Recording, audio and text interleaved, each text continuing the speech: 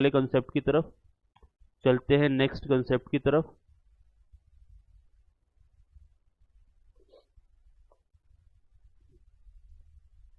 मैंने आपसे बोला मेरिट्स और डीमेरिट, हमारा लास्ट क्लास का टॉपिक था पॉइंट नंबर 10। अब हम चलेंगे पॉइंट नंबर 11।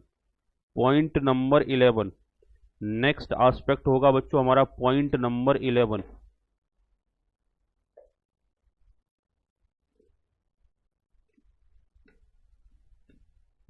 नेक्स्ट एस्पेक्ट रहेगा हमारा point number 11।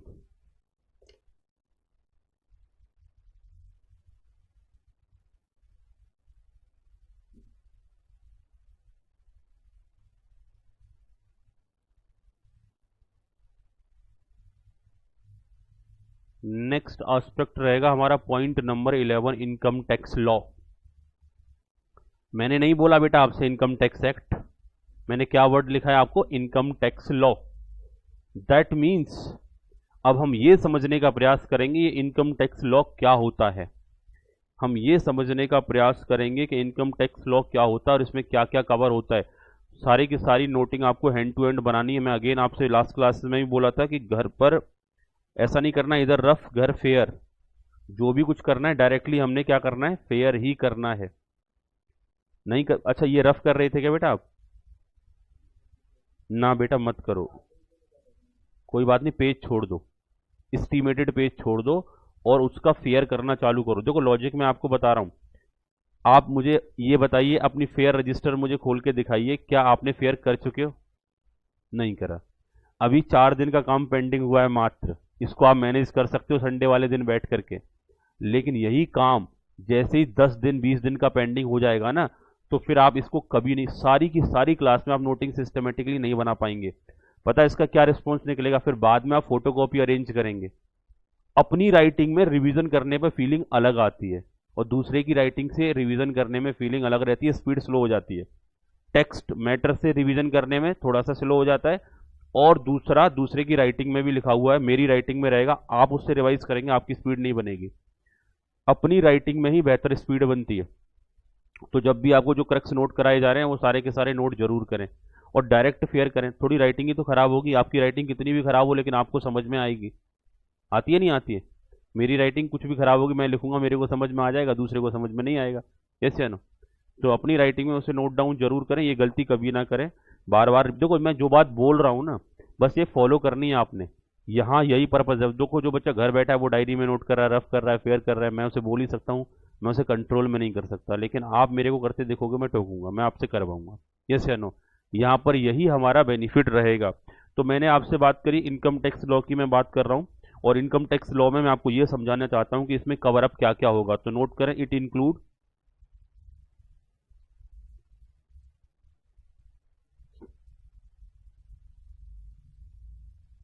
it includes income tax act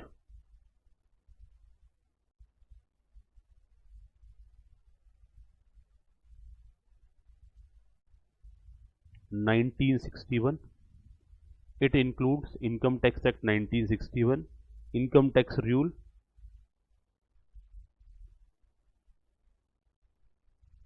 income tax rule 1962, next notification and circular,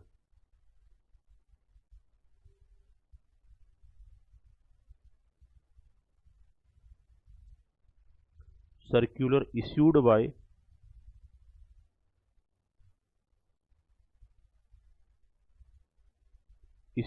CBDT, notification and circular issued by CBDT। अगला annual finance act, next रहेगा annual finance act. और अगला point रहेगा बच्चों इसमें judicial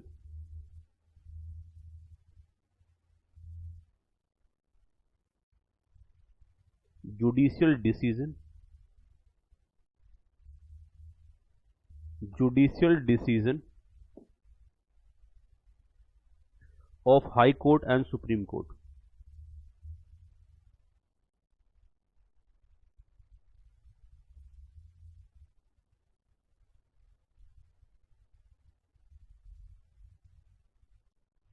of high court and supreme court.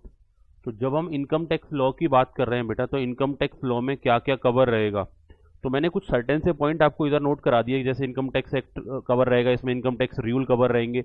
अब हमको ये समझ रहे हैं कि जब भी ये वर्ड्स हमारे सामने आए तो इनका मीनिंग क्या है, इनमें क्या क्या कवर होता है, किसे बोलते हैं इनकम टैक्स रूल, किसे बोलते हैं इनकम टैक्स कहीं ना कहीं एक्ट, किसको बोला जाता है नोटिफिकेशन, किसको बोला जाता है सर्क्यूलर। इनमें से क्वेश्चंस भी आ चुका है, एग्जामिनेशन क्वेश्चंस भी आ चुका है, किस पॉइंट से एग्जामिनेशन क्वेश्चन आया वो मैं आपको कवर करा के चलूंगा। एनुअल फाइनेंस एक्ट किसे बोला जाता है, judicial decision of high court और सुप्रीम कोर्ट क्या होते हैं और क्या ये लॉ के दायरे में कवर रहेंगे। तो देखो मैंने एक बात आपसे बोली कि income tax law cover these aspect. मैं एक जनरल सा क्वेश्चन आपके सामने रखना चाहता हूं, आप मेरे को आंसर दीजिए, क्या इनकम टैक्स एक्ट ब्रॉडर है या इनकम टैक्स लॉ ब्रॉडर है। इनकम टैक्स लॉ हमारा ब्रॉडर टर्म हो गया, यानी इनकम टैक्स लॉ में that means income tax act तो इटसेल्फ कवर रहेगा ही रहेगा, यानी इनकम टैक्स एक्ट में जो प्रोविजन है वो सब कवर रहेंगे। इसके अलावा इनकम टैक्स रूल 1962 में जो कुछ भी लिखा है वो भी कहीं ना कहीं इनकम को गवर्न करने के लिए यूज किया जाएगा।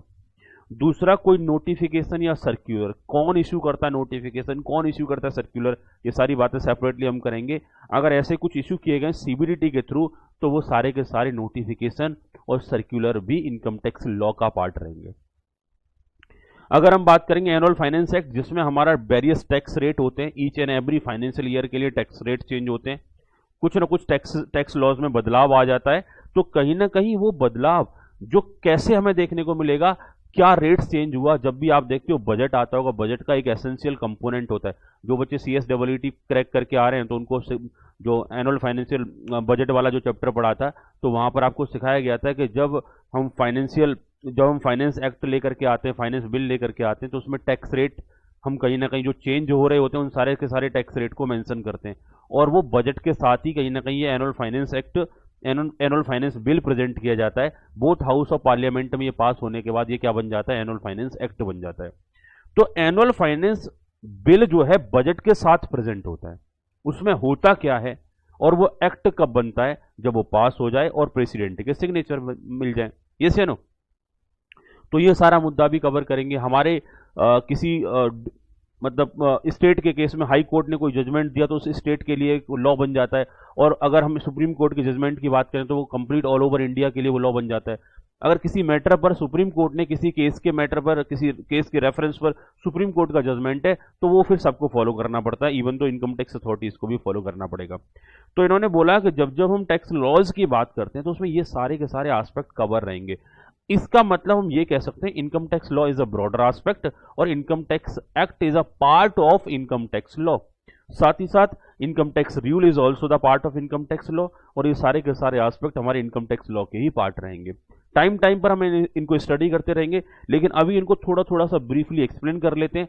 और कहां से क्वेश्चन पूछा गया बेटा, अभी मैं नाम बता रहा हूं, नाम के साथ थोड़ा सा एक्सप्लेन कर रहा हूं, अभी प्रॉपरली नोट कराऊंगा, इसलिए मैं थोड़ा सा आपको फाइनेंस एक्ट को ज्यादा एक्सप्लेन नहीं किया, अभी नोट कराऊंगा, आपको बेहतर तरीके से समझ में आएगा। बस कुछ टाइम का वेट करें।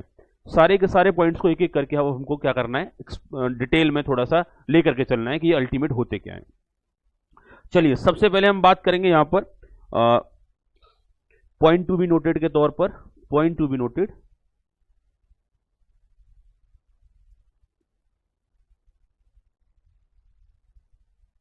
Point to be noted, income tax, क्योंकि वर्ड ऊपर यूज कर लिया हमने इनकम टैक्स एक्ट, तो ये income tax act 1961, income tax act 1961, ये इनकम टैक्स एक्ट 1961 क्या होगा, इसको कवर करेंगे, इसमें क्या क्या शामिल होगा, इन सारे मुद्दों को यहां पर देखते हैं। तो मेंशन करें contain the provision for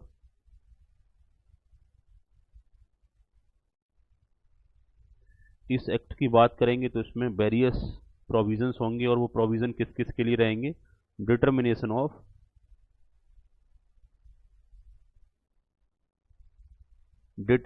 of taxable income,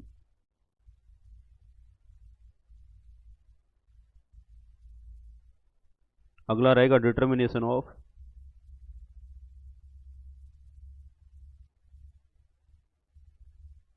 tax liability.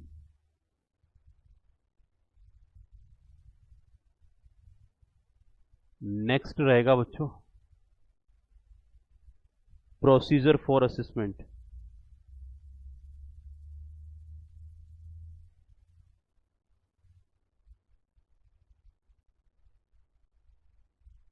अगला रहेगा appeal, penalty, prosecution,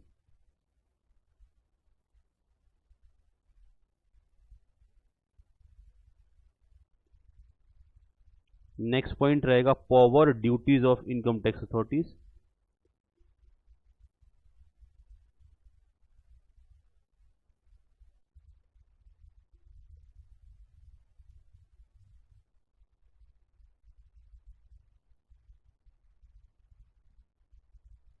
power and duties of income tax authorities, power and duties of income tax authorities.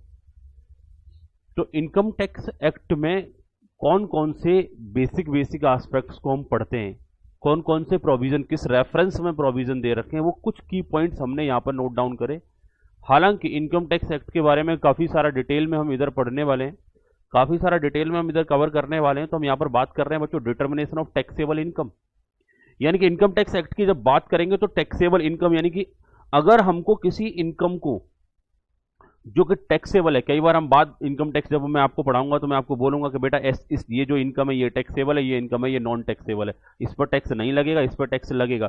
तो टैक्सेबल इनकम का डिटर्मिनेशन कैसे होगा, उसकी कैलकुलेशन कैसे होगी, इससे संबंधित इससे रिलेटेड प्रोविजन जो दे रखे हैं वो कहां पर दे रखे हैं, इनकम टैक्स एक्ट में दे रखे हैं। दूसरा इन्होंने बोला कि फिर जब टैक्सेबल इनकम डिटरमाइन कर लिया तो उस पर टैक्स कितना लगेगा, ये भी आपको कहां डिटरमाइन करना है, इनकम टैक्स एक्ट के थ्रू ही डिटरमाइन करना है। दूसरा क्या प्रोसीजर रहेगा आपकी इनकम को एसेस करने का, कैलकुलेट करने का क्या प्रोसीजर रहेगा, वो प्रोसीजर भी कहां पर प्रिस्क्राइब्ड है, इनकम टैक्स एक्ट में प्रिस्क्राइब्ड है। साथ ही साथ आपको लगता है कि मेरे साथ गलत हुआ, अन्याय हुआ, अत्याचार हुआ, तो फिर हमारे पास प्रोविजन किसके रहेंगे, अपील के रहेंगे। कोई गलत करता है तो उसके अगेंस्ट पेनल्टी के प्रोविजन भी हैं, और साथ ही साथ में उसके अगेंस्ट जो कार्रवाई चलेगी, जो प्रोसीजर चलेंगे, जो प्रोसिक्यूशन से रिलेटेड प्रोविजन भी कहां पर दे रखे हैं, इनकम टैक्स में। यानी आपके अगेंस्ट गलत हो रहा है तो कहीं ना कहीं आप अपील फाइल कर सकते हैं, यानी कि आप जुडिशरी अथॉरिटीज के पास जा सकते हैं कि ये जो टैक्सेशन के ऑफिसर हैं, ये असेसिंग ऑफिसर्स हैं, ये मेरे अगेंस्ट कुछ गलत कर रहे हैं, मेरा टैक्स लाइबिलिटी ज्यादा इंपोज कर रहे हैं, टैक्स मेरे ऊपर ज्यादा इंपोज कर रहे हैं। तो ऐसा नहीं कि आपकी फिर कोई सुनवाई नहीं होगी, आपकी सुनवाई बच्चों सुप्रीम कोर्ट तक होगी। दैट मीन्स आप स्टार्टिंग में कमिश्नर अपील के पास जाएंगे, कमिश्नर अपील अगर आपके अगेंस्ट में कुछ गड़बड़ कर देता है तो फिर आप इनकम टैक्स अपीलेट ट्रिब्यूनल के पास चले जाएंगे, और ट्रिब्यूनल ने भी अगर चाटा मार दिया तो फिर कहां जाएंगे, हाई कोर्ट के पास चले जाएंगे, और हाई कोर्ट से अगर फटकार मिली तो फिर किसके पास जाएंगे, सुप्रीम कोर्ट। लेकिन सब आपके विरोध में, तो फिर आपको समझ जाना चाहिए कि आप गलत हैं, मतलब बाकी सब ठीक थे। तो दैट मीन्स यहां पर आपके अपील, पेनल्टी और प्रोसिक्यूशन रिलेटेड प्रोविजन भी आपके इनकम टैक्स में ही दे रखे हैं। Power and duties of income tax authorities, क्या कर सकते हैं ये इनकम टैक्स अथॉरिटी, ये सारा दायरा भी इनकम टैक्स में ही समझा रखा है। तो इनकम टैक्स एक्ट में क्या क्या है, ये सारे मुद्दे हमको अभी इधर बताए गए कि इनकम टैक्स एक्ट में हम क्या क्या पढ़ने वाले हैं, किस एस्पेक्ट से रिलेटेड प्रोविजन हम पढ़ने वाले हैं। अगला रहेगा बच्चों इनकम टैक्स रूल्स 1962, ये हमने यहां पर नोट डाउन किया। इनकम टैक्स रूल को मैं अलग से नोट ना करा के आपको डायरेक्टली नोटिफिकेशन नोट कराऊंगा, क्योंकि उससे इसका गहरा नाता है। और ये जो नोटिफिकेशंस होते हैं धीरे धीरे जाकर के कलेक्टिवली जाकर के 1962 से इशू किए जा रहे हैं, और ये सारे के सारे नोटिफिकेशन कलेक्टिवली बन जाते हैं बच्चों इनकम टैक्स रूल। ये सारे के सारे notification collectively income tax rule का पार्ट बन जाते हैं। तो इनकम टैक्स रूल ना मेंशन करा के मैं यहां पर आपको नोटिफिकेशन मेंशन कराने वाला हूं। चलिए पॉइंट नंबर 2 की हम बात करेंगे, notifications.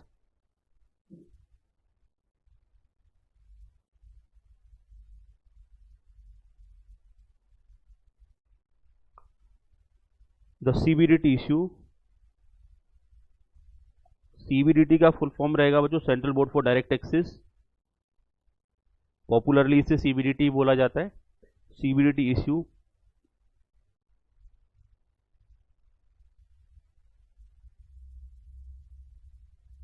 notification for proper administration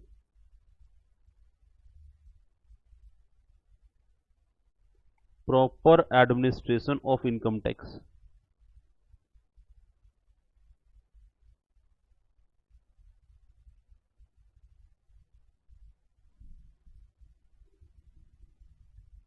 These notification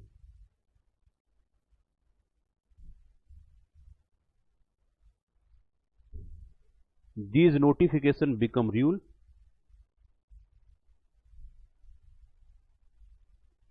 and collectively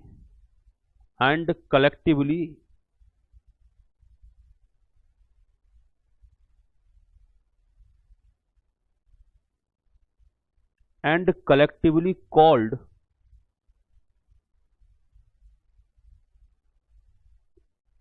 income tax rule 1962 and collectively called income tax rules 1962। तो अगर मैं आपको इनकम टैक्स रूल्स 1962 मेंशन कराऊं तो बात वही है, कहीं ना कहीं हम नोटिफिकेशंस के बारे में ही बात कर रहे हैं। दोनों पॉइंट्स को मुझे एक साथ लेकर के चलना है। इससे अगला पॉइंट है सर्क्यूलर्स। इससे जो अगला पॉइंट रहेगा बच्चों सर्क्यूलर्स रहेगा, तो सर्क्यूलर्स भी नोट कर लें।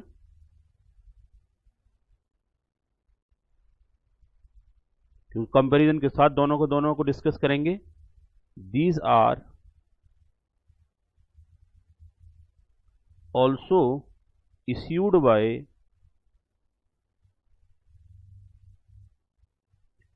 CBDT. These are also issued by CBDT for clarity या clarify doubt regarding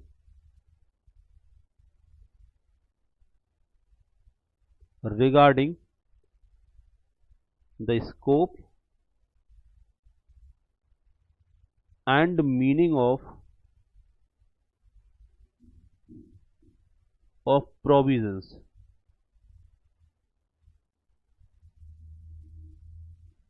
regarding the scope and meaning of provisions. तो जब हम बात करेंगे सीबीडीटी के बारे में हम बात करते हैं, जब हम बात करते हैं सीबीडीटी के रेफरेंस में, तो ये नोटिफिकेशंस और सर्कुलर दोनों इशू करते हैं।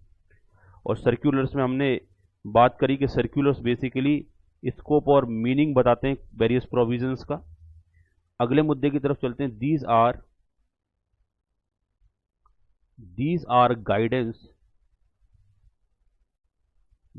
Are guidance for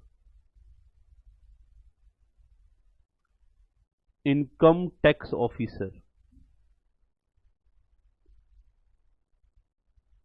and SSC. ये जो गाइडेंस है वो इनकम टैक्स ऑफिसर्स के लिए भी गाइडेंस है और साथ ही साथ एसएससी, मतलब टेक्निकल वर्ड मैंने यूज कर लिया, अभी समझाया नहीं। एसएससी का मतलब एक तरीके से ये एज्यूम करके चलें कि वो पर्सन जिसने फाइनली टैक्स देने हैं या जिसके अगेंस्ट कोई इनकम टैक्स में कार्रवाई चलनी है। आगे जाकर के हम डिस्कस करेंगे इन मुद्दों को। But these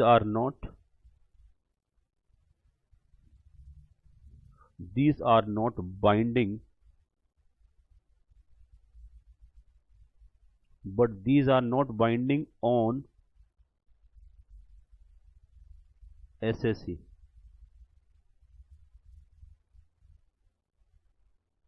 but it remains binding on department. ये डिपार्टमेंट पर तो बाइंडिंग होते हैं लेकिन ये एसएससी पर बाइंडिंग नहीं होते। एसएससी कैन टेक एडवांटेज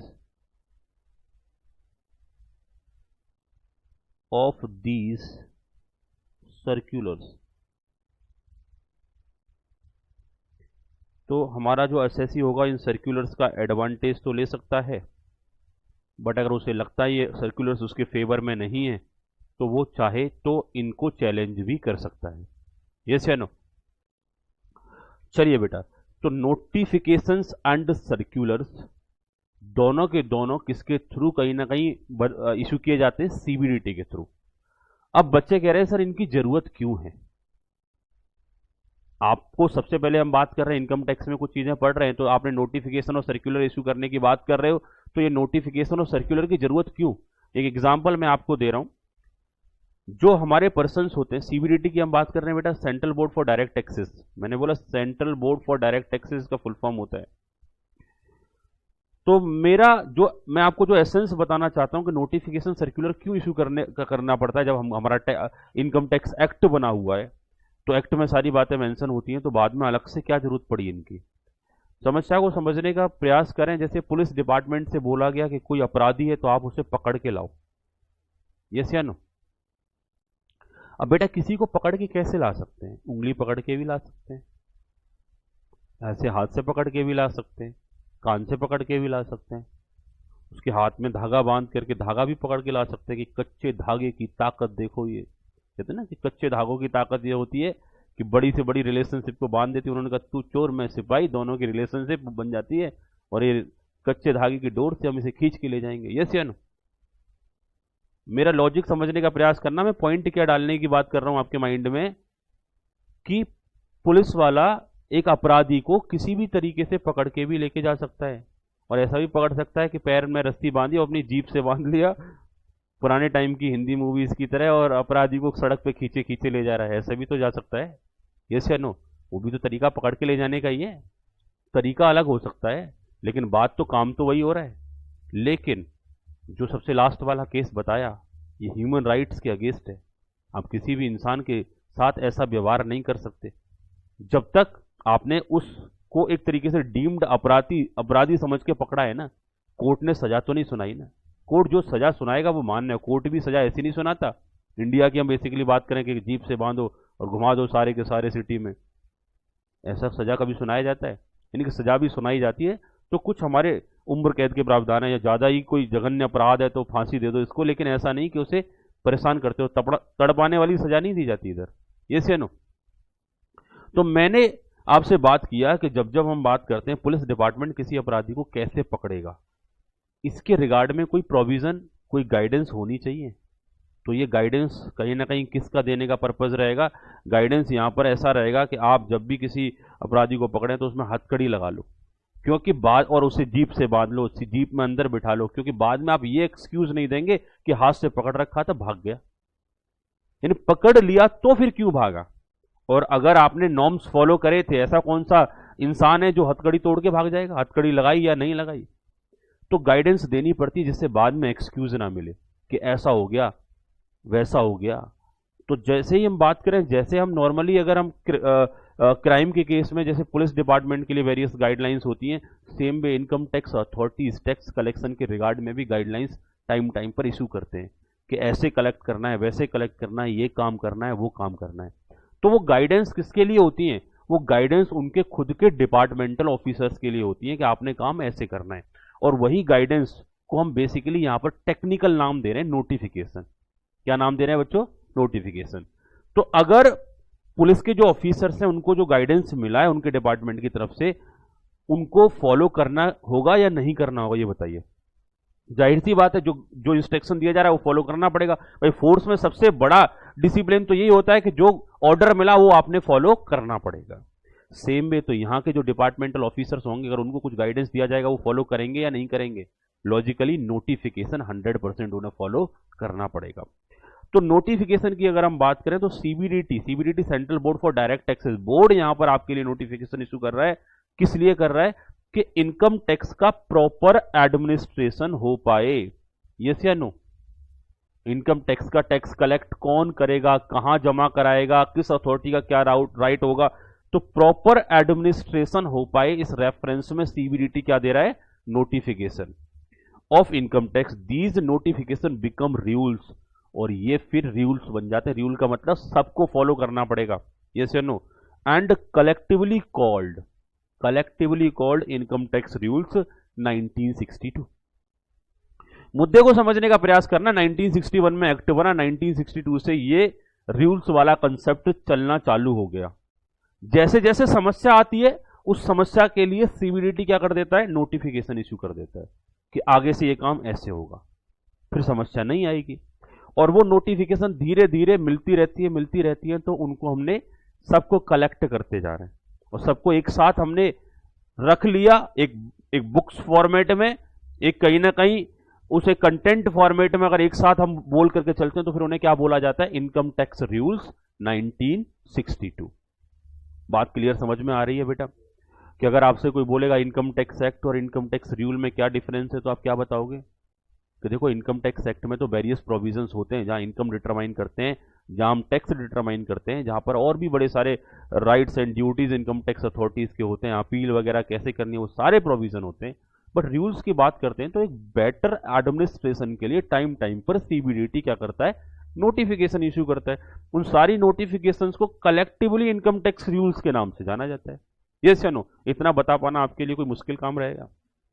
क्योंकि मैटर ये है सुनने के बाद उसे आप सिस्टमेटिकली समझ पाएं और बता पाएं। चलते फिरते रास्ते में आपसे उम्मीद बन जाती है लोगों की, सीएस कर रहे हैं, इनकम टैक्स पढ़ रहे हैं, तो ये आता है क्या, वो आता है क्या आपको? तो ये आता है वो आता है, सबका आंसर कर पाए। मैं कहता हूं जब तक मैंने आपको नहीं समझाया तब तक मैं आपसे कहूंगा कि आपको कुछ नहीं आता, आप कितना भी गलत करें। जब मैंने आपको बता दिया, आपने बोला हाँ सर समझ में आ गया, तो फिर आपकी ड्यूटी बनती है कि न केवल मुझे आंसर करें बल्कि सोसाइटी में आपसे कोई भी पूछे उसे प्रॉपरली सिस्टमेटिकली समझा के आंसर करें, जिससे आपका इंप्रेशन पॉजिटिव जाए। दो तरीके की बातें होती हैं कि एक बार बात सिर्फ मेंशन कर देना, एक्सप्लेन कर देना, बोल देना, लेकिन उसका जस्टिफिकेशन ना देना। जब आप प्रॉपर जस्टिफिकेशन देते हैं तो सामने वालों को भी लगता है, क्योंकि बिना जस्टिफिकेशन की कोई बात हजम नहीं होती। यस या नो? स्वामी विवेकानंद जी शिकागो में बोल रहे थे, बड़ा लंबा स्पीच उनका चल रहा था। अचानक से उनके किसी एग्जाम्पल में एक ऐसा वर्ड आ गया जो कि उन्हें खुद से लगा कि सामने वाली पब्लिक कंफ्यूज हो सकती है। उन्होंने एक वर्ड यूज किया था, अपने यहाँ का एक एग्जाम्पल दे दिया कि हमारे यहाँ के जो कृष्ण जी थे उनके पीछे गोपियां दौड़ती रहती थी, उनके पीछे सारे ब्रज की गोपियां दौड़ती रहती थी। अब समस्या कन्फ्लिक्टिंग इशू हो गया, what is the meaning of गोपियां दौड़ती रहती, इसका मीनिंग क्या है? यस या नो? कन्फ्लिक्टिंग इशू है या नहीं? इसके 1000 सेंस निकाले जा सकते हैं, जो भी निकालना चाहो। अब स्वामी विवेकानंद जी ने बोल तो दिया ये वाली बात, अब उनके बाद उन्होंने बोला कि जो मैंने ये बोला इसके मैसेज कई जा रहे हैं पब्लिक के दिमाग में, लेकिन इसका राइट मैसेज कन्वे होना चाहिए। इतना बोलने के बाद वो स्टेज से दौड़ पड़े। अब मान के चलो मैं यहाँ आपको पढ़ा रहा हूँ, अचानक से मैं दौड़ पड़ूं तो आपके माइंड में आएगा ना क्यों दौड़ा, क्यों सर यहां से चले गए, तो आप भी पीछे पीछे एक बार जाकर के देख सकते हैं कि जरा एक बार चेक करके आए सर कहां निकल गए, क्या बात हुई। यस या नो? अगर मेरा स्पीच अच्छा लग रहा है तो कहीं ना कहीं पीछे दौड़ोगे, और स्पीच अच्छा नहीं लग रहा मेरा तो क्या बोलोगे, अरे जाने दो पका रहे थे खामखा, चलो थोड़ा रिलैक्स मिला। तो स्वामी विवेकानंद जी का स्पीच उस दौरान ऐसा अच्छा लग रहा था पब्लिक को कि स्वामी विवेकानंद जी आगे आगे और पब्लिक पीछे पीछे। उन्होंने एक राउंड लगाया, घूम करके फिर स्टेज पर आ गए। उन्होंने बोला कि मेरी कुछ बातें सुनने के बाद और आप मेरे पीछे जैसे दौड़ रहे हैं, वैसे ही श्री कृष्ण जी की जो बातें होती थी, जो सोसाइटी के लिए इतनी अच्छी होती थी कि वहां पर हर एक टाइप का पर्सन, ब्रज क्षेत्र में लेडीज को भी जो शादीशुदा होती है उन्हें भी गोपी बोला जाता है, लड़कियों को भी गोपी बोला जाता है, छोटे फीमेल कैंडिडेट है उनको भी गोपी, मतलब गोपी वर्ड मतलब एक जनरली ऐसा कॉमन वर्ड था।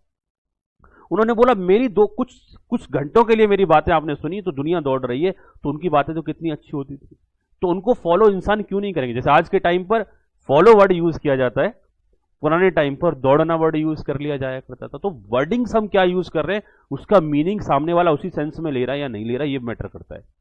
तो मैंने आपसे बोला कि जब जब आप इनकम टैक्स में कुछ भी एक्सप्लेन करें तो एटलीस्ट जस्टिफिकेशन भी दें कि हम क्या एक्सप्लेन कर रहे हैं, सामने वाले को संतुष्टि भी मिलना चाहिए कि सही बताया है सही नहीं बताया। तो नोटिफिकेशन की मैं आपसे बात कर रहा था कि सीबीडीटी की अगर हम बात करते हैं तो CBDT issue notification, CBDT issue notification for proper administration of income tax. और ये जो नोटिफिकेशन है वो किसको करना पड़ता है, सबको ही फॉलो करना पड़ता है। These notification become rules and collectively called income tax rules 1962। और सर्क्यूलर्स की अगर हम बात करेंगे, इन्होंने बोला सीबीडीटी सर्क्यूलर भी इशू करता है। लेकिन नोटिफिकेशन होते हैं प्रॉपर एडमिनिस्ट्रेशन के लिए। तो सर्कुलर होते हैं कि जब किसी प्रोविजन में कोई डाउट है तो उस डाउट को समझाने के लिए, उस डाउट को एक्सप्लेन करने के लिए, उस डाउट को बताने के लिए। अगर कोई प्रोविजन कंफ्लिक्टिंग प्रोविजन है, जिसके डबल मीनिंग निकल के आ रहे हैं, जिसके वेरियस मीनिंग निकल के आ रहे हैं, तो फिर इनकम टैक्स डिपार्टमेंट आपको बताएगा कि इस प्रोविजन का मीनिंग आप कुछ इस तरीके से समझे। यस या नो? अब इनकम टैक्स के प्रोविजन तो किस पर्पज से होते हैं आपको मालूम है, टैक्स लगाने के पर्पज से होते हैं। अगर सीबीडीटी ने कुछ इस तरीके से आपको सर्कुलर बना के दिया कि वहां आपकी टैक्स लायबिलिटी इंक्रीज हो रही है उस प्रोविजन को उस तरीके से समझने से, तो फिर आप उस सर्कुलर को फॉलो ना करें, उसे आप चैलेंज कर सकते हैं कि हम इस सर्कुलर को फॉलो नहीं करते। और आपको लगता है कि सीबीडीटी ने जो मीनिंग बताया, सीबीडीटी ने जो उस प्रोविजन का मीनिंग बताया, उस मीनिंग के अकॉर्डिंगली हमारी टैक्स लायबिलिटी कम बन के आ रही है, आप फॉलो कर लो। इन्होंने बोला असेसी सर्कुलर का एडवांटेज तो ले सकता है, बट सर्कुलर को मैंडेटरी या बाइंड नहीं किया जा सकता असेसी के ऊपर। आपका सर्कुलर है, आपके डिपार्टमेंटल ऑफिसर्स पर तो बाइंडिंग रहेगा। आपके डिपार्टमेंटल ऑफिसर को तो उस प्रोविजन को उसी तरीके से समझना होगा जिस तरीके से मीनिंग आपने समझाया, लेकिन वो सब के लिए नहीं है। और डिपार्टमेंट की बात करें तो डिपार्टमेंट की एंटी पार्टी की अगर हम बात करें तो क्या हो गया, असेसी हो गया। भाई डिपार्टमेंट ने टैक्स लेना है, असेसी ने टैक्स देना है। डिपार्टमेंट के ऑफिसर से मैं मान के चलो सीबीडीटी हूं और आप मेरे सारे के सारे ऑफिसर से, मैं जो मीनिंग बताऊंगा आपको तो फॉलो करना, लेकिन जो टैक्स देने वाला पर्सन है उसे फॉलो करने की जरूरत नहीं है। उसे लगेगा मेरे फायदे की बात है तो फॉलो करे, नहीं तो चैलेंज कर दे, अपील फाइल कर दे कि गलत कर रहे हैं, इस तरीके से मैं टैक्स नहीं दे सकता, ये प्रोविजन का मीनिंग ही गलत है, इसका मीनिंग ये होना चाहिए। अपील फाइल करोगे, वहां जजमेंट आ सकता है, नहीं तो फिर आईटीएटी में चले जाओ, वहां से जजमेंट आ सकता है, नहीं तो अगर हम बात करते हैं फैक्ट के केस में तो आईटीएटी तक ही जा सकते हैं। लेकिन जहां क्वेश्चन ऑफ लॉ आता है, लॉ पर क्वेश्चन मार्क आप लगाते हो कि लॉ ही गलत है, तो वहां हम हाई कोर्ट में भी जा सकते हैं, वहां पर हम सुप्रीम कोर्ट में भी जा सकते हैं। सीबीडीटी दोनों मैटर्स पर जजमेंट देगा बेटा। नहीं, सीबीडीटी से क्यों पूछेंगे? मान के चलो मैं कुछ बोल रहा हूं, आपने अपने दोस्त में चाटा मारा, तो इसकी शिकायत किसको होगी? आपके फादर को होगी, आप ही को होगी। गलत किया, ध्रुव चाटा क्यों मारा, तो आप दूसरा मार दोगे कि ऐसे मारा और मारेंगे आगे से। यस या नो? दैट मीन सीबीडीटी तो यहां प्रोविजन बना रहा है, वो अपने प्रोविजन को गलत कैसे कह सकता? वो अपने प्रोविजन की गलती एक्सेप्ट नहीं कर सकता। हालांकि आगे जब मैं आपको प्रोविजंस पढ़ाऊंगा अपील वगैरह के, तो वहां पर बताऊंगा कि कई बार डिपार्टमेंट में आप रिव्यू भी करवा सकते हैं, रिवीजन के लिए भी जा सकते हैं, लेकिन उन दैट पर्टिकुलर केसेस में फिर आपकी अपील के राइट खत्म हो जाते हैं आगे। तो वो सारी चीजें बहुत डिटेल में पढ़ेंगे, तब की बात बता रहा हूं मैं आपको। अभी जनरल ओवरव्यू के तौर पर मैं चीजों को लेकर चल रहा हूं, क्योंकि मुझे पढ़ाना है अभी ये एस्पेक्ट, वो तो उनके लिए तो हमारे सेपरेट चैप्टर बने हुए। तो थोड़ा थोड़ा सा एग्जाम्पल ले लेता हूं जिससे आपको दिक्कत ना आए बाद में जाकर के। मैंने आपसे बोला these are also issued by the CBDT. Circular भी कौन इश्यू करता है? सीबीडीटी इश्यू करता है। बट ये सर्कुलर्स काम क्या करते हैं? क्लैरिफाई करते हैं। क्या क्लैरिफाई करते हैं? Doubt regarding scope and meaning of provision, यानी कि प्रोविजन कहां तक लगेगा, क्या उसका मीनिंग है, और ये मीनिंग आपके फेवर में जा रहा है तो फॉलो करो, अदरवाइज फॉलो मत करो। These are the guidance for the income tax officer and assessee. ये दोनों के लिए गाइडेंस है, but these are not binding on assessee but remains binding on department. ये डिपार्टमेंट पर बाइंडिंग रहेंगी।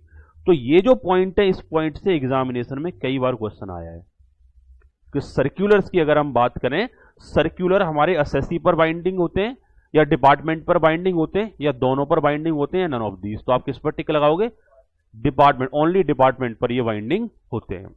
दैट मीन्स नोटिफिकेशन की बात करें तो नोटिफिकेशन सबको फॉलो करना पड़ेगा, लेकिन सर्कुलर की बात करेंगे तो सिर्फ सर्कुलर किसको फॉलो करना पड़ेगा? डिपार्टमेंटल ऑफिसर्स को। असेसी पर ये बाइंडिंग नहीं होते। वेरी वेरी इंपॉर्टेंट, आप इसे लगा सकते हो, कई बार एग्जामिनेशन में आ चुका है। मैं जो क्वेश्चन एग्जामिनेशन में आते हैं उसके अकॉर्डिंगली भी आपको जो टिक लगाता हूं वो तो रट लिया करो। हालांकि सारा का सारा पॉइंट आपको शॉर्ट समराइज ही, उसमें ऐसी दिक्कत वाली कोई बात नहीं है। अब ये क्वेश्चन आ रहा है कि सर प्रोविजन मतलब, बेटा प्रोविजन का मतलब होता है कि इनकम टैक्स में, जैसे आप कंपनी लॉ पढ़ते हो, इनकम टैक्स के मैं आपको प्रोविजन ही तो पढ़ा रहा हूं। कुछ टाइम बाद मैं सेक्शंस की बात करने लग जाऊंगा, सेक्शन सो एंड सो में क्या मेंशन है। तो वो सारे के सारे प्रोविजंस हैं जो आपके लिए गाइडेंस होते हैं कि आप किस तरीके से आपकी इनकम का कैलकुलेशन किया जाएगा। और अगला क्वेश्चन है कि सर भले ही पार्लियामेंट से पास हो तो भी we can challenge in supreme court because constitution में जुडिशियल का अलग ही विंग है ना। हाँ बिल्कुल बेटा, पार्लियामेंट से पास, मैंने ये बोला, ये तो कंफ्यूजन वाली बात है। चैलेंज तो हम लॉ को कभी भी कर सकते हैं, बट लॉ जो चैलेंज होती है वो आपके बेसिकली जो सिर्फ क्वेश्चन ऑफ लॉ है तो आपका हाई कोर्ट और सुप्रीम कोर्ट में उसे कहीं ना कहीं सुनवाई होती है उसकी। क्वेश्चन ऑफ फैक्ट जो है आपके लोअर कोर्ट तक ही सीमित होकर के रह जाते हैं। क्वेश्चन ऑफ फैक्ट का मतलब है कि इनकम इतनी है या नहीं है, इनकम 10 लाख है या नहीं है, ये क्वेश्चन ऑफ फैक्ट हो गया। इनकम कमाई या नहीं कमाई, ये क्वेश्चन ऑफ फैक्ट हो गया। लेकिन कोई ऐसा प्रोविजन है जो एक्ट में बना हुआ है या किसी अथॉरिटी ने इशू करा हुआ, अगर उसको क्वेश्चन ऑफ लॉ को चैलेंज करना है तो लोअर कोर्ट में भी चैलेंज कर सकते हो, लेकिन उसका जो क्वेश्चन ऑफ फैक्ट है वो आपके सुप्रीम कोर्ट और हाई कोर्ट तक नहीं जाते, वो ITAT तक इनकम टैक्स में रह जाते हैं लास्ट टू लास्ट।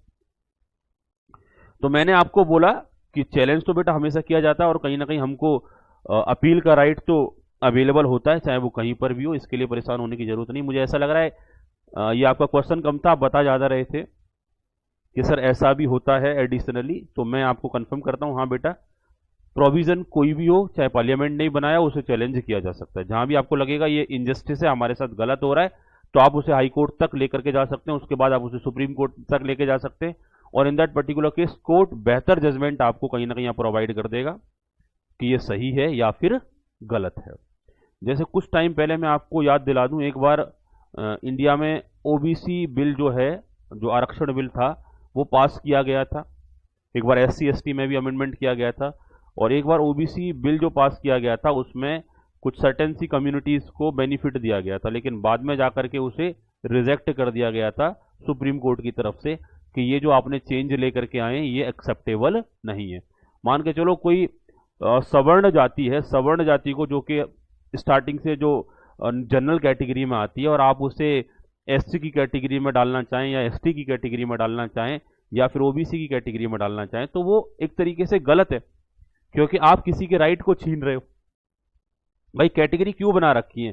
कैटेगरी ये बना रखी है कि भाई ये जातियां थी पहले से डेवलप नहीं थी, इनको बेनिफिट मिलना चाहिए, और जो पहले से डेवलप्ड जातियां थी, जो कि पॉपुलर थी, उनके पास रिसोर्सेज थे, पैसे थे, उठा के उनको कैटेगरी में डाल दोगे तो कहीं ना कहीं ये गलत कर रहे हो, अनकॉन्स्टिट्यूशनल काम हो रहा है, इसके अगेंस्ट कार्रवाई होनी चाहिए। तो लॉ भी बना दोगे तो भी उसे कहीं ना कहीं कई बार सुप्रीम कोर्ट रिजेक्ट कर देता है। तो ऐसा नहीं कि कोई लॉ बन गया, प्रोविजन बन गया, उसके अगेंस्ट हम फर्दर कोई अपील फाइल नहीं कर सकते, उसके अगेंस्ट भी अपील फाइल कर सकते हैं। अगर इनजस्टिस है तो उसका कहीं ना कहीं हमारे जुडिशरी की तरफ से उसे क्या कर दिया जाएगा, ओवर रूल कर दिया जाएगा।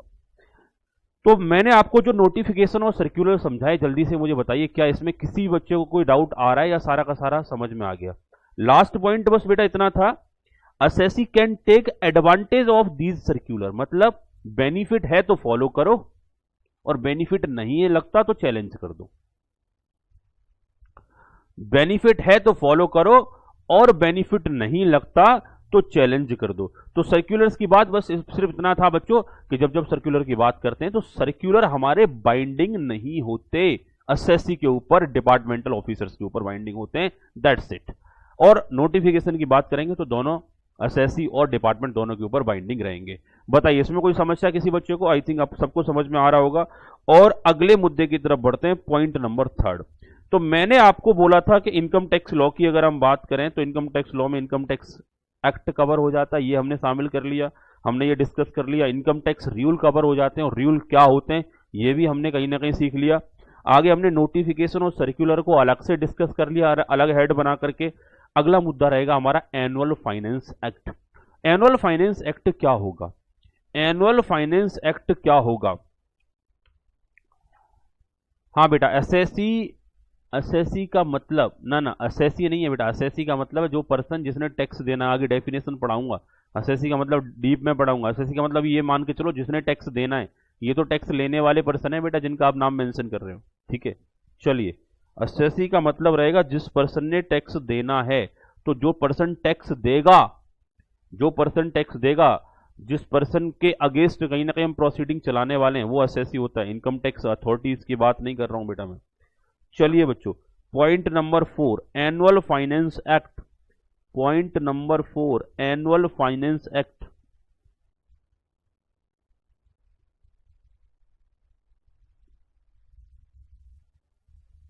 एनुअल फाइनेंस एक्ट देखो हमारा जब बजट प्रेजेंट होता है, बजट बेसिकली जो हमारा प्रेजेंट होता है फेब मंथ में प्रेजेंट होता है। पहले हमारी प्रैक्टिस ये थी कि बजट बजट को हम फेब के लास्ट में प्रेजेंट करते थे। अभी क्या है, प्रैक्टिस हमने थोड़ा सा चेंज कर दी, अब हम बजट को फर्स्ट टाइम पर फर्स्ट फेब को बेसिकली हम प्रेजेंट करने का प्रयास करते हैं। लेकिन कभी भी प्रेजेंट हो, फेब में प्रेजेंट हो रहा है, बजट जब प्रेजेंट होता है तो कहीं ना कहीं हमारी गवर्नमेंट ये इंडिकेट करती है बजट के थ्रू कि हम कम आने वाले नेक्स्ट 1 ईयर के दौरान हम क्या क्या करने वाले हैं, हमारे pass on an average fund कहाँ से आने वाला है, और एस्टिमेटेड हम कहाँ कहाँ पर खर्च करने वाले हैं, किस सेक्टर पर हम ज़्यादा फोकस करने वाले हैं, किस सेक्टर पर ज़्यादा फोकस नहीं करने वाले हैं। पहले रेलवे बजट अलग कंपोनेंट हुआ करता था, अभी रेलवे बजट को भी बजट के साथ मिक्स कर दिया है। दैट मीन रेलवे से रिलेटेड भी सारी जानकारी कहाँ पर, जब हमारा बजट प्रेजेंट किया जाता है तभी कहीं ना कहीं अवेलेबल होती है। दूसरा, जब बजट आता है उसके अगले दिन आप टीवी पर न्यूज़ देखते होंगे, क्योंकि ये तो आप बचपन से देखते आ रहे हैं। जिस दिन बजट आया तो अचानक से घर में, जैसे पेरेंट्स वगैरह कई बार न्यूज़ देखते रहते हैं, हमें तो शौक उतना होता नहीं है, बट पेरेंट्स देखते हैं, तो उस दौरान मजबूरी में कई बार देखना पड़ जाता है। तो अचानक से उस दिन खबरें आ रही होती हैं, टीवी महंगा हो गया, फ्रिज सस्ता हो गया, ये महंगा हो गया, वो सस्ता हो गया। ऐसा लगता है कभी कभी सोचने से, ऐसा फील भी होता था कि पता नहीं बजट आया है कल और ये पता नहीं सब कुछ महंगा सस्ता क्यों हो गया, ऐसा क्या हुआ उस बजट में आने के बाद। ये बजट बनाते हैं या वहाँ वहाँ पर रेट लिस्ट वहाँ पर तय करते हैं कौन से वाले आइटम को महंगा करने वाले, कौन सा सस्ता करने वाले, क्यों ऐसा होता है? ये तो टीवी वाले न्यूज़ बनाते हैं। उसका रियल इंपैक्ट अगर हम एनालाइज करेंगे तो उस बजट के साथ आता है एनुअल फाइनेंस एक्ट, और एनुअल फाइनेंस एक्ट में वेरियस रेट्स होते हैं। डायरेक्ट टैक्स के रेट होते हैं, इनडायरेक्ट टैक्स के रेट्स होते हैं, कुछ आइटम्स के रेट होते हैं उनमें रिलैक्सेशन मिल जाता है, यानी रेट्स को कम कर दिया जाता है, कुछ आइटम के टैक्स रेट को बढ़ा दिया जाता है। मान के चलो जिस पर टैक्स रेट पहले 5% लग रहा था, अगर उस पर 18% लगा देंगे तो क्या वास्तव में 5% की जगह 18% का अगर इनडायरेक्ट टैक्स लग जाता है उस पर, तो क्या वास्तव में उसके प्राइस बढ़ेंगे? भाई 5% टैक्स लग रहा था, अब 18% लग जाता है, तो क्या उसके प्राइस बढ़ेंगे बेटा? जाहिर सी बात है प्राइस बढ़ेंगे। और किसी पर पहले 28% लग रहा था, अगर वो 10% के स्लैब में आ गया तो प्राइस कम होंगे। तो प्राइस कम ज्यादा क्यों होते हैं? ये टीवी वाले इंटरप्रिटेशन निकालते हैं, वेरियस एक्सपर्ट्स को बुलाते हैं अपने शो पर कि ये टैक्स का बजट आया, बताइए इसमें क्या क्या इंपैक्ट पड़ा इस बजट का। तो बड़े सारे प्रोफेशनल्स भी वहां पर आते रहते हैं, वो कहीं ना कहीं अपनी अपनी एडवाइजेस दे रहे होते हैं कि इस बजट के आने के बाद से टैक्स का बर्डन आम पब्लिक के लिए बहुत फायदा हो गया, ऐसा हो गया, घर का खरीदोगे तो इस पर ये इम्पैक्ट पड़ गया, बाहर से सामान मंगाओगे तो ये इम्पैक्ट पड़ गया। तो इवन तो जब एनुअल फाइनेंस एक्ट आता है तो डायरेक्ट टैक्स और इनडायरेक्ट टैक्स में जो वेरियस रेट्स होते हैं उन रेट्स में कुछ चेंजेस आते हैं, यानी कि वो इनकम टैक्स की रेट में भी चेंज आते हैं, साथ ही साथ में वहां पर इनडायरेक्ट टैक्स के रेट्स में भी कुछ बदलाव होते हैं, चेंज आते हैं। जब फाइनेंस एक्ट लाया जाता है तो वो कंफर्म करता है कि जो पिछला रेट चल रहा था रेट वही रहेंगे, या कोई नया रेट लगाया जाएगा, या किसी पुराने को हटा करके उसमें कुछ मॉडिफिकेशन किया जाएगा, उसे अमेंड किया जाएगा। मतलब इस टाइप के एस्पेक्ट रहते हैं, इस टाइप के एस्पेक्ट यहां पर शामिल रहते हैं। चलिए बच्चों, हाँ बेटा, सारे के सारे पॉइंट अभी इनकम टैक्स से कनेक्टेड ही चल रहे हैं, और रूल्स किसी भी एक्ट में हो सकते हैं। आपका डाउट था कि सर ये इनकम टैक्स के रूल में चल रहे हैं क्या? सारे के सारे पॉइंट, क्योंकि कई बार क्या होता है कि आपका डाउट सामने आ जाता है, तो हालांकि बच्चे भी आपको आंसर कर रहे हैं, साथ ही साथ में बच्चे भी आपको आंसर कर रहे हैं, but main thing is that कि मैं आपके डाउट को नोट कर लेता हूँ, जब भी मौका मिलता है तो मैं आपको उसे एक्सप्लेन करने का प्रयास करता हूँ। कई बार ऐसा होता है ना, फ्लो अच्छा बन रहा होता है तो थोड़ी देर के लिए होल्ड कर लेता हूँ। डाउट टाइप कर दिया करें, टेंशन फ्री आपको आंसर मिल जाया करेगा सारे बच्चों को। सर ये पॉइंट इनकम टैक्स रूल के चल रहे हैं, बिल्कुल चल रहे हैं। वैसे मैं आपकी जानकारी के लिए बता दूं, हर एक एक्ट में रूल्स होते हैं, किसी भी एक्ट की अगर हम बात करें, इनकम टैक्स में भी, बाकी सारे एक्ट्स में भी। दूसरा, अब मैं बात कर रहा था आपसे एनुअल फाइनेंस एक्ट की, तो मैंने अब तक इतना समझाया कि जब जब फाइनेंस एक्ट आएगा तो उसमें कुछ ना कुछ बदलाव होंगे। बदलाव किस सेंस में होंगे? कहीं ना कहीं हमारे इनकम टैक्स के जो रेट्स और जो हमारे अदर इनडायरेक्ट टैक्सेस के जो रेट्स वगैरह होते हैं उनमें चेंजेस या मॉडिफिकेशंस होते हैं। जब ये बिल, जो बजट प्रेजेंट किया जाता है तो बजट का ये कंपोनेंट होता है, जैसे बजट का ये कंपोनेंट हो गया हमारा रेलवे बजट, तो बजट का ये कंपोनेंट होता है फाइनेंस बिल, जो साथ में ही प्रेजेंट किया जाता है। बोथ हाउस ऑफ पार्लियामेंट पर उसमें वोटिंग होती है, और उस वोटिंग के अकॉर्डिंगली अगर हम बात करें फिर डिसाइड होता है कि ये पास होगा या नहीं होगा। मोस्ट प्रोबेबली पास हो जाते हैं, क्योंकि जो गवर्नमेंट कहीं ना कहीं जो सरकार में होती है, जो गवर्नमेंट इन पावर होती है, तो उसके पास ऑलरेडी वोटिंग होती है, तो उस दौरान उसका पास, ऐसा नहीं होता कि जो हमने फाइनेंस बिल बनाया वो पास ना हो पाए, तो जनरली पास हो जाता है, बोथ हाउस में पास हो जाता है, अपर हाउस और लोअर हाउस में पास होने के बाद देन आफ्टर वो कहीं ना कहीं पार्लियामेंट में सॉरी प्रेसिडेंट के थ्रू उस पर एसेंट भी मिल जाता है। तो पहले जब हम एनुअल फाइनेंस एक्ट की बात करेंगे तो ये बदलाव होंगे, इन पर वोटिंग होगी, लोअर हाउस मतलब लोकसभा में वोटिंग होगी और उसके बाद राज्यसभा में जाकर के वोटिंग होती है। देन आफ्टर वो प्रेसिडेंट उस पर सिग्नेचर करते हैं, उसके बाद वो फाइनेंस बिल बन जाता है फाइनेंस एक्ट। मैंने क्या बोला? Annual finance act. In annual finance act भी कहीं ना कहीं जब वो एक्ट बन जाता, जब तक वो बिल है तब तक उसके बेसिस पर हम इनकम पर टैक्स नहीं लगाएंगे, लेकिन जैसे ही वो एक्ट बना इसका मतलब अब वो फाइनल हो चुका है। अब वो टैक्स रेट कहीं ना कहीं इफेक्टिव होंगे और उन टैक्स रेट के बेसिस पर हम अपनी इनकम को क्या करेंगे? कैलकुलेट करेंगे। यस या नो? मैंने कुछ बातें आपके सामने बोली, मैंने लोकसभा वर्ड यूज किया, मैंने राज्यसभा वर्ड यूज किया। हो सकता है आप इन मुद्दों से फैमिलियर ना हो। लोकसभा की बात करते हैं, जो जिनको हम मेंबर ऑफ पार्लियामेंट बनाते हैं, एमपी बनाते हैं, जिनके 5 साल में इलेक्शन होते हैं, सेंट्रल गवर्नमेंट के इलेक्शन, वो सारे के सारे मेंबर ऑफ पार्लियामेंट कहाँ जा करके बैठते हैं? लोकसभा में, लोअर हाउस में बैठते हैं, लोअर सदन बोल सकते हैं उसे। वहां पर पहले लॉ पास होता है, उसके बाद आती है राज्यसभा। तो राज्यसभा क्या होती है, ये मेरा क्वेश्चन आपसे है, क्योंकि आप में से शायद जब मैं इन वर्ड्स को यूज कर रहा हूं तो आपको थोड़ा सा कंफर्टेबल लग रहा है कि हाँ सर लोकसभा राज्यसभा सुन रखा है। बट मेरा एक क्वेश्चन है, मैं कभी कभी बच्चा बन जाता हूं, जब मुझे लगता है कि ये क्वेश्चन शायद बच्चों ने नहीं पूछा तो मैं ही पूछ लेता हूं। राज्यसभा में कौन बैठता है? राज्यसभा के जो पर्सन्स होंगे, हाँ लेजिस्लेटिव असेंबली एक ओके, तो मान के चलो मैं अब धीरे धीरे माहिर होता जा रहा हूं तो मेरी राज्यसभा में जाने की पूरी संभावना है। यस या नो?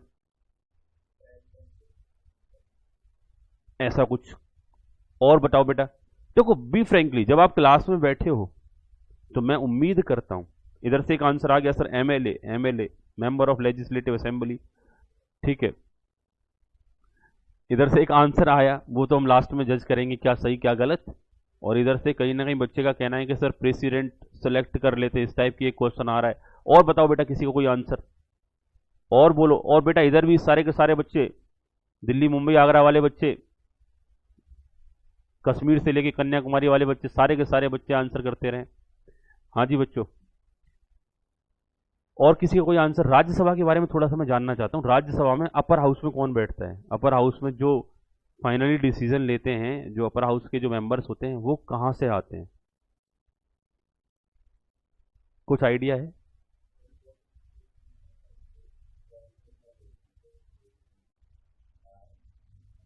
ओके, लेजिस्लेटिव असेंबली से कैसे आते हैं बेटा? ओके, लोकसभा से कैसे आते हैं बेटा? मतलब रिलैक्स होके बताओ, ऐसा नहीं कि गलत हो जाए। लोकसभा में वोटिंग जैसे हम लोग करते हैं उनकी वोटिंग, लोकसभा के मेंबर्स करते हैं उनकी वोटिंग। ओके, देखो मेन थिंग इज दैट इन्होंने बोला अपर हाउस में एमएलए होता है। बेटा ये गलत है, अपर हाउस में एमएलए नहीं होते, वो विधानसभा में होते हैं। एमएलए सिर्फ विधानसभा तक सीमित रहते हैं। एमएलए जो वर्ड यूज किया जा रहा है, एमएलए हम इलेक्ट करते हैं, पब्लिक इलेक्ट करती है, और एमपी भी पब्लिक इलेक्ट करती है। एमएलए विधानसभा में जाके बैठते हैं और MP member of parliament parliament में जाके बैठते हैं। सेंटर पर पार्लियामेंट होता है, पार्लियामेंट के 2 हाउस होते हैं, एक लोअर हाउस होता है, एक अपर हाउस होता है। अब मैं जो बता रहा हूं ध्यान से सुनो, बस मैं ये जानना चाह रहा था कि इस मुद्दे पर खिचड़ी पकेगी या नहीं पकेगी। ये नो, इसीलिए मैंने ये क्वेश्चन रेज किया था, क्योंकि हो सकता है कि अचानक से आप किसी को समझाने लगे कि एनुअल फाइनेंस एक्ट 2 जगह से पास होता है, लोअर हाउस, एक अपर हाउस, और अपर हाउस किसी ने पूछ लिया अपर हाउस में कौन बैठता है जरा बताना, तो कहानी वहां पर खराब हो जाएगी। अपर हाउस की अगर हम बात करेंगे तो अपर हाउस में बच्चों कौन बैठता है? आप ध्यान से सुनो, आपके सारे बच्चों के आंसर आ रहे हैं, हो सकता है कुछ के सही भी हो सकते हैं, बड़े बड़े आंसर जो आ रहे हैं मैंने अभी पढ़ा नहीं है, कुछ के गलत भी हो सकते हैं कॉन्टिन्यूस बेसिस पर।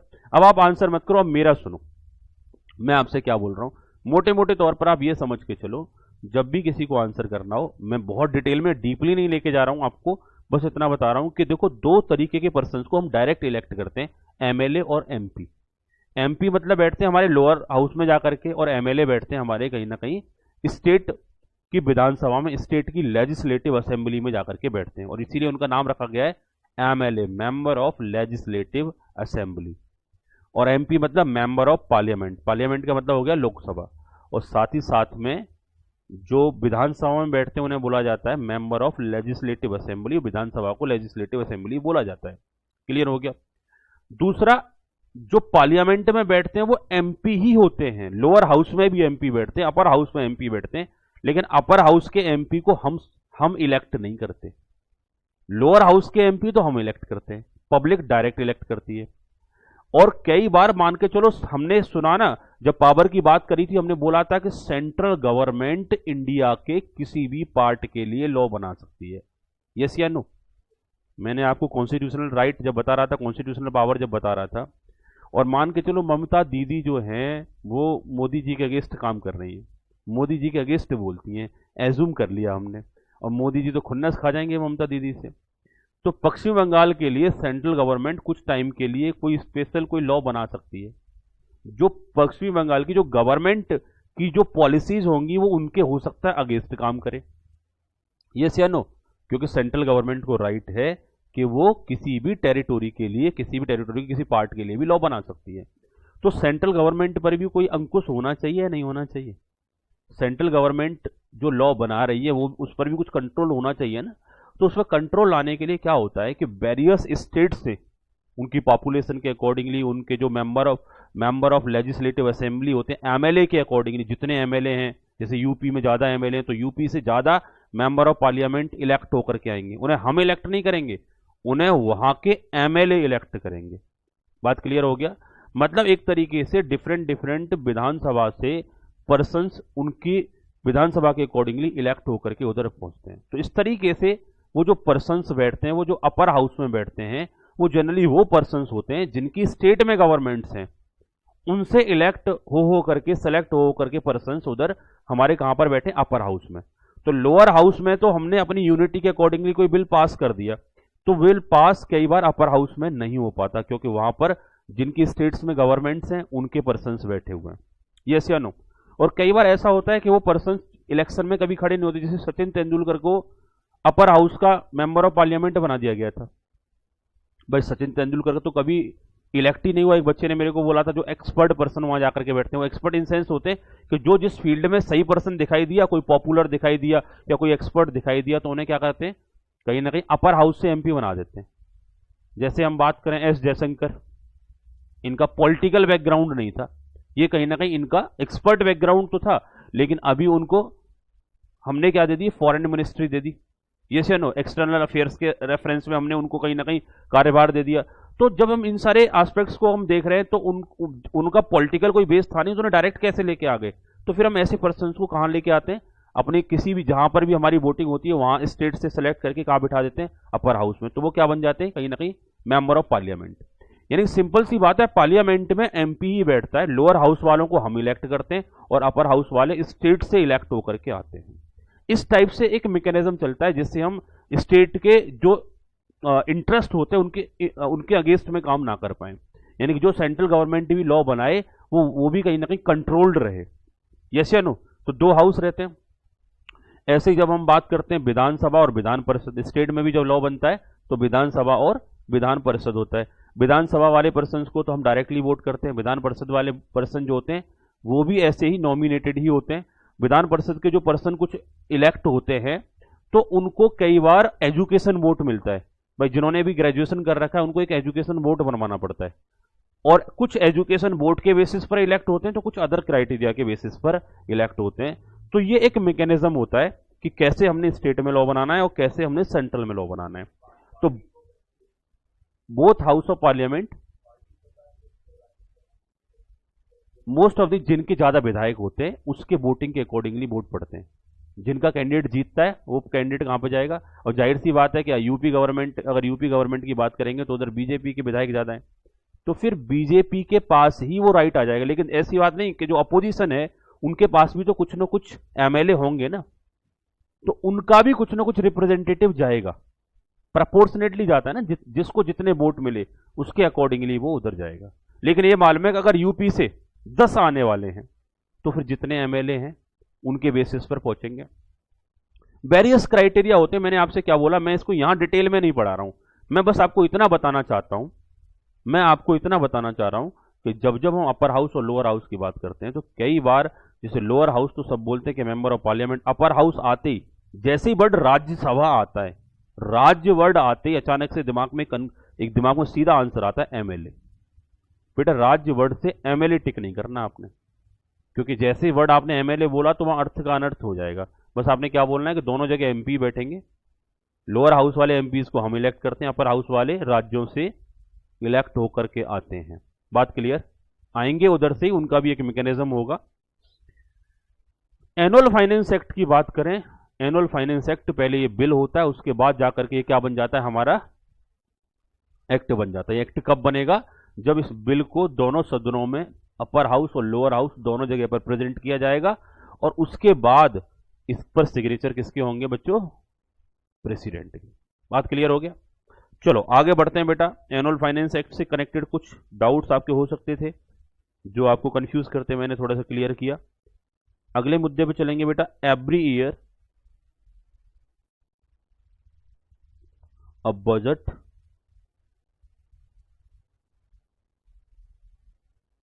is presented before the parliament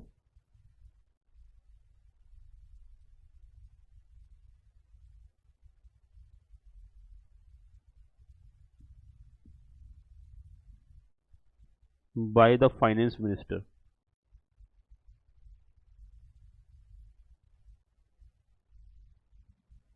By the finance minister. Every year a budget is presented before the parliament by the finance minister. One of the important component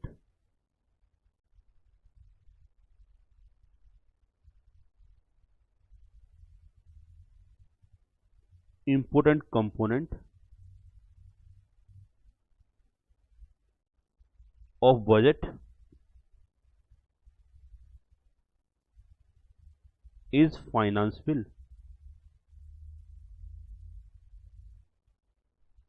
और इसी कंपोनेंट की बात करें तो इसका एक काफी इंपोर्टेंट कंपोनेंट होता है, और वो क्या होता है? Finance bill. इट कंटेन, ये फाइनेंस बिल क्या करता है, क्या रखता है, क्या होता है इसमें? It contains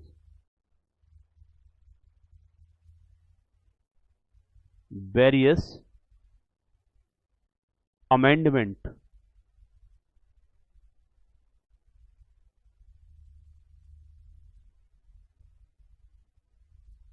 such as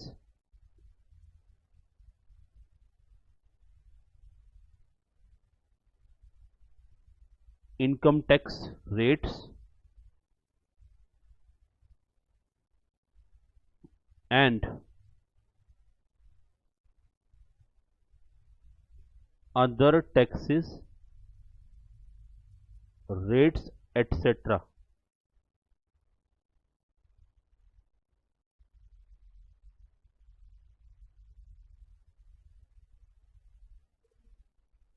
When finance bill is approved, when finance bill is approved by both house of parliament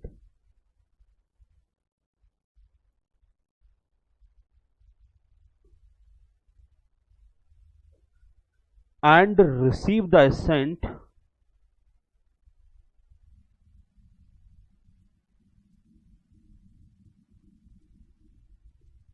of president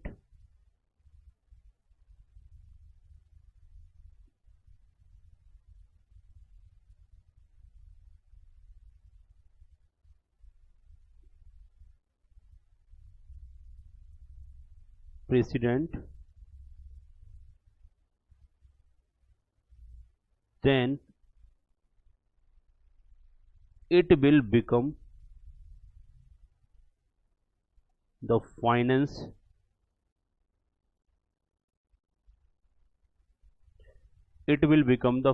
act.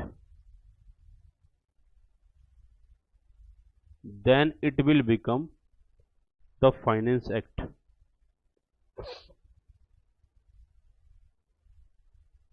यहां तक नोट हो गया बच्चों?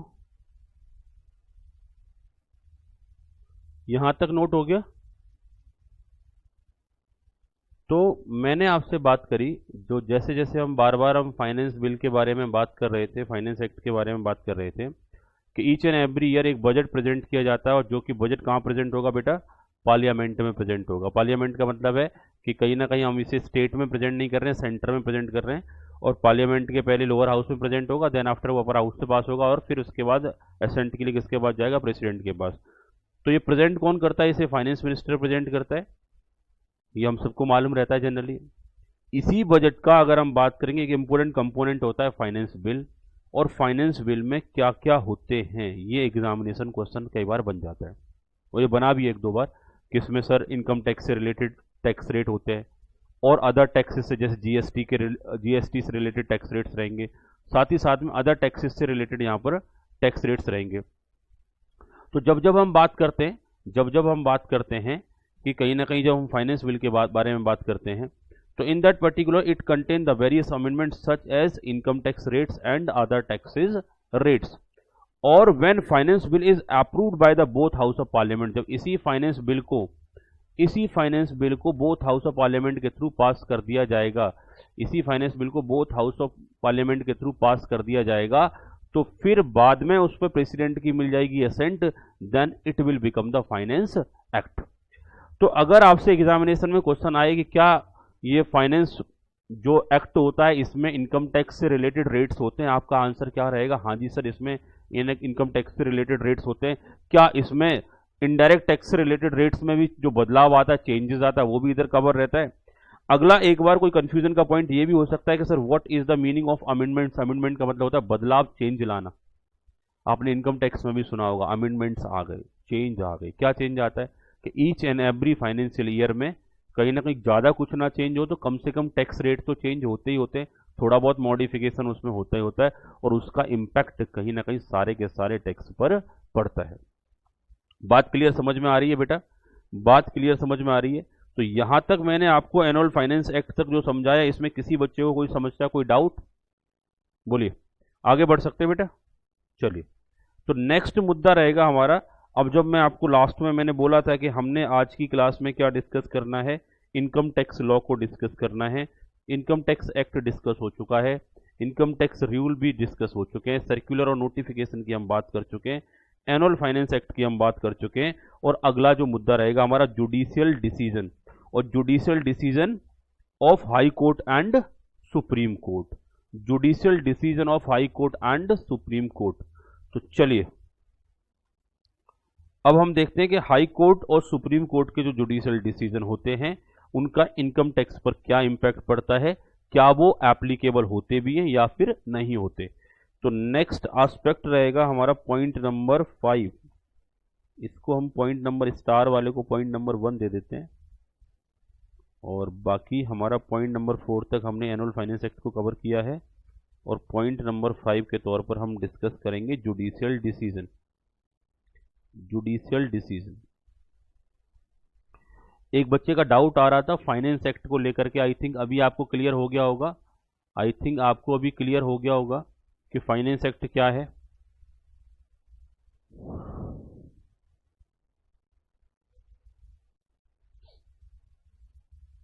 चलिए बेटा, ये नो सर का मतलब मेरे को समझ में नहीं आ रहा, क्योंकि मैंने दो बातें एक साथ बोल दी, कोई डाउट तो नहीं, वो क्लियर हो गया होगा। अगर दोबारा से सारे बच्चे मेरे को टाइप कर दें, अगर किसी का डाउट है तो डाउट टाइप कर दें, अगर सब कुछ क्लियर है तो ऑल क्लियर टाइप कर दें। जुडिशियल डिसीजन, कई बार ऐसा होता है ना, मैं दो तीन बातें एक साथ बोल देता हूं तो कुछ बच्चों के यस सर आ जाते हैं, कुछ के नो सर। किसी को डाउट तो नहीं, अगर डाउट है तो डाउट टाइप कर दें।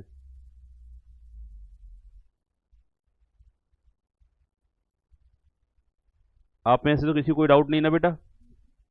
चलिए ओके, मतलब कोई डाउट नहीं है सर, ठीक है। जुडिशियल डिसीजन, जुडिशियल डिसीजन की बात कर रहे हैं, तो डिसीजन हमारे दो तरीके के हो सकते हैं, decision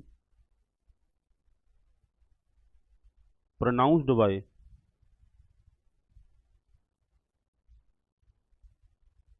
supreme court,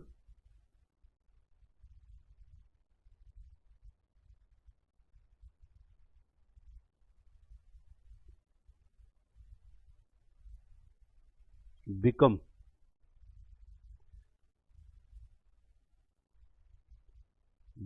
law and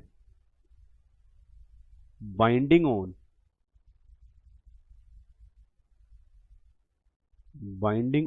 all court, appellate tribunal,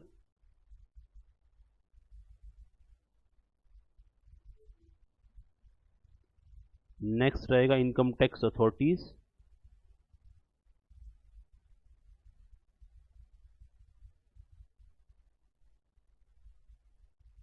और अगला रहेगा बच्चों SSC,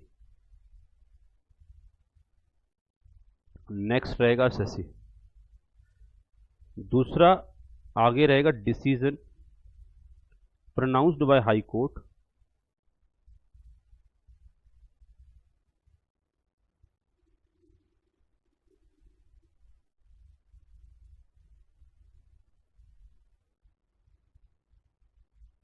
decision pronounced by high court,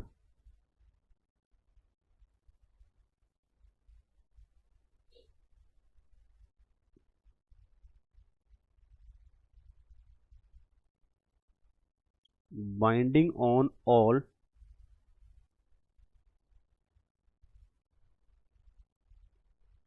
assessee, next रहेगा income tax authorities,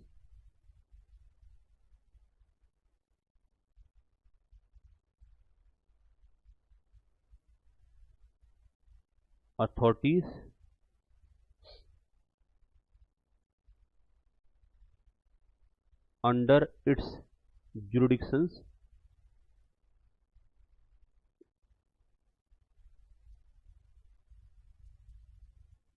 unless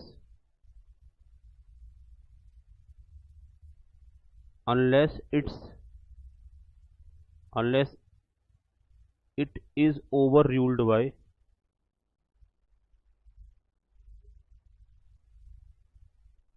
by higher authority,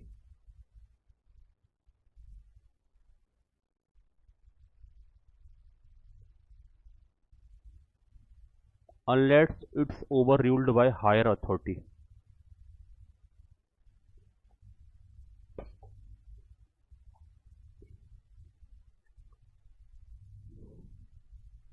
unless it's overruled by higher authority। जल्दी से बताइए मेरे को बच्चों, सबका नोट हो गया है? ये सारा का सारा पॉइंट नोट कर लिया आपने? Binding on all assessee income tax authorities under its jurisdiction unless it's overruled by higher authority.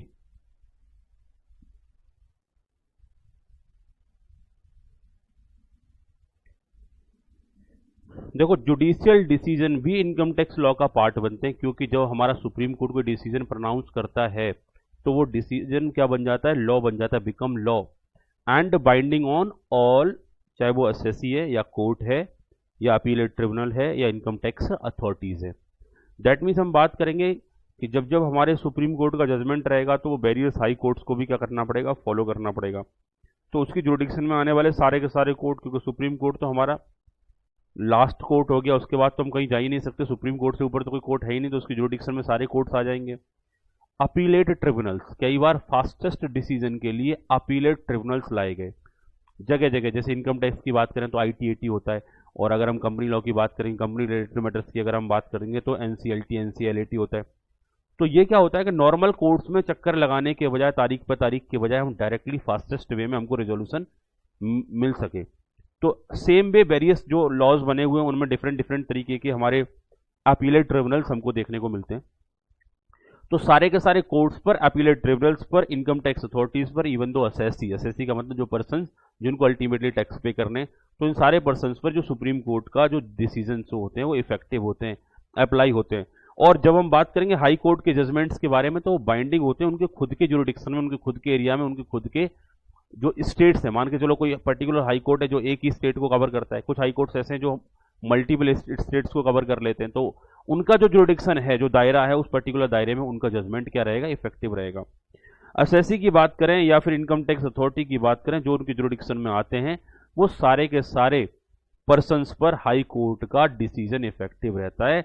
Word use कर लिया, unless it is overruled by higher authority. Higher authority का मतलब है हाई कोर्ट ने कोई जजमेंट पास किया, supreme court ने जाकर के उसे क्या कर दिया, ओवर रूल कर दिया, उसके अगेंस्ट में ऑर्डर दे दिया, तो फिर वो जजमेंट इफेक्टिव नहीं रहेगा, फिर सुप्रीम कोर्ट का जजमेंट ही उस स्टेट में इफेक्टिव रहेगा। मान के चलो दिल्ली हाई कोर्ट कोई जजमेंट दे रहे हैं, तो दिल्ली हाई कोर्ट के अगेंस्ट अगर सुप्रीम कोर्ट में अपील फाइल हुई और उन्होंने सुप्रीम कोर्ट वालों ने जस्ट रिवर्स ऑर्डर दिया, तो दिल्ली में भी सुप्रीम कोर्ट का ही ऑर्डर चलेगा, दिल्ली हाई कोर्ट का ऑर्डर नहीं चलेगा। बात क्लियर?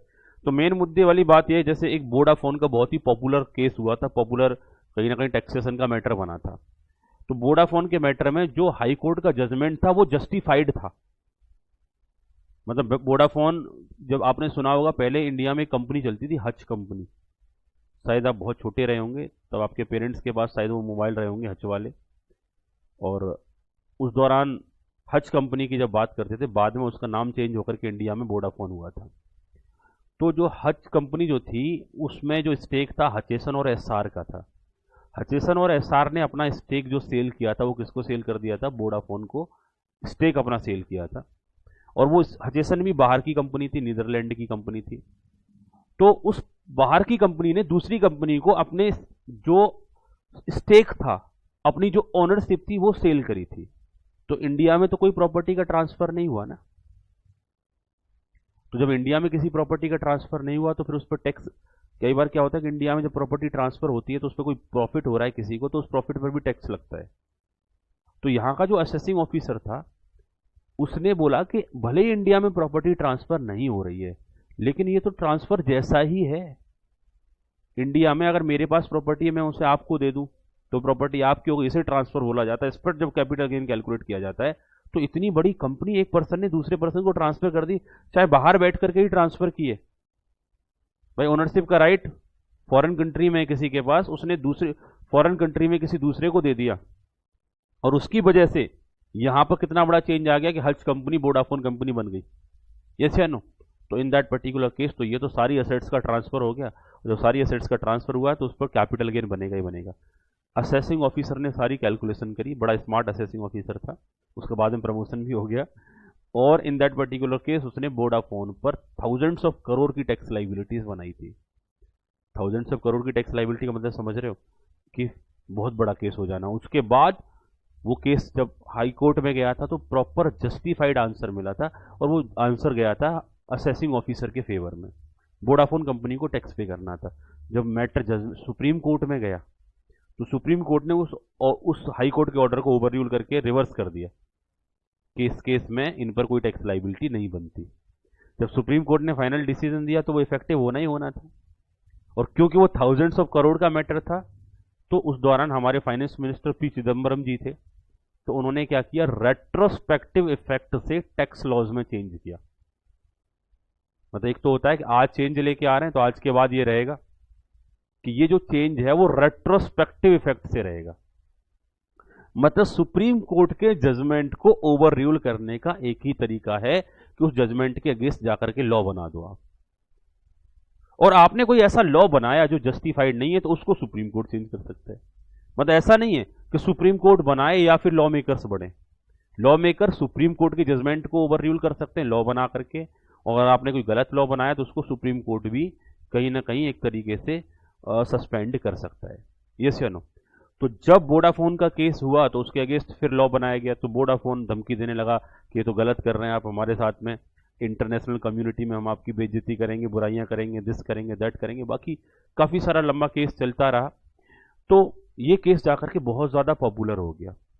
तो इन दैट पर्टिकुलर केस ये केस हमको ये सिखाता है कि देखो सुप्रीम कोर्ट का जजमेंट है, उसे कोई नहीं बदल सकता, वो सारे के सारे इंडिया पर लगेगा। हाई कोर्ट ने कोई जजमेंट दिया, उसके अगेंस्ट सुप्रीम कोर्ट में जजमेंट आ सकता है, और हाई कोर्ट का जजमेंट उसकी स्टेट में कहीं ना कहीं एप्लीकेबल होता है, और इन दोनों की जजमेंट को हायर अथॉरिटी चेंज कर सकते हैं। जैसे हाई कोर्ट का सुप्रीम कोर्ट ने चेंज कर दिया, और सुप्रीम कोर्ट की बात करें तो वो फिर लॉ बना करके ही चेंज किया जा सकता है। सुप्रीम कोर्ट से ऊपर किसी अथॉरिटी को हम लेके नहीं जा सकते, क्योंकि प्रेसिडेंट की बात करते हैं तो कुछ सर्टेन से मैटर में प्रेसिडेंट रिलैक्सेशन जरूर देते हैं, लेकिन एक तरीके से वहां पर ऐसा नहीं बोलते कि सुप्रीम कोर्ट के बाद जाकर के हमारी सारी चीजें चेंज हाई प्रेसिडेंट के थ्रू हो सकती हैं। तो यहां पर जाकर के पावर मोरलेस इक्विवेलेंट हो जाती है, लेकिन कुछ सर्टेन केसेस में राइट दे रखे हैं कि आप ऐसा कर सकते हैं, वो ऐसा कर सकते हैं, जिससे कि हमारा फेडरल स्ट्रक्चर बना रहे, तानाशाही ना आए।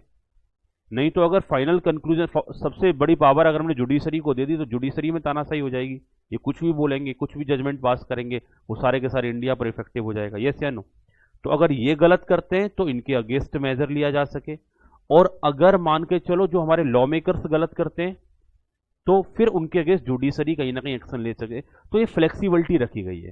तो हम ऐसा नहीं कह सकते कि यही सुपीरियर है या वो सुपीरियर है, दोनों में मेजर्स हैं, जहां गलत हो रहा है वहां दोनों के अगेंस्ट कार्रवाई हो सकती है। यस या नो?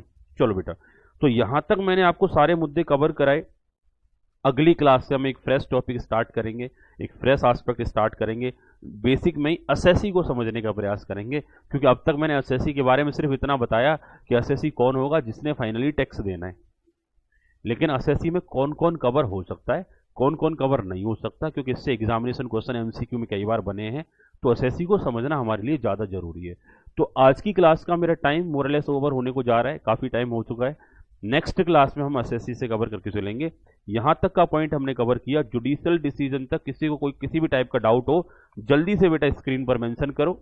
अगर डाउट है, अगर सब कुछ क्लियर है तो ऑल क्लियर टाइप करें, अगर सब कुछ क्लियर है तो जल्दी से ऑल क्लियर टाइप करें, अगर कोई डाउट है तो डाउट टाइप करें। दिल्ली, मुंबई, आगरा और कश्मीर से लेकर कन्याकुमारी, ईस्ट से लेकर के कहीं ना कहीं हम वेस्ट तक की बात कर रहे हैं। सारे बच्चे जो जुड़े हुए हैं, किसी का कोई डाउट आ रहा है तो डाउट टाइप करें, अदरवाइज बाय बाय। सारे बच्चे कह रहे हैं ऑल क्लियर सर, सब कुछ समझ में आ गया। तो मिलते हैं नेक्स्ट क्लास में।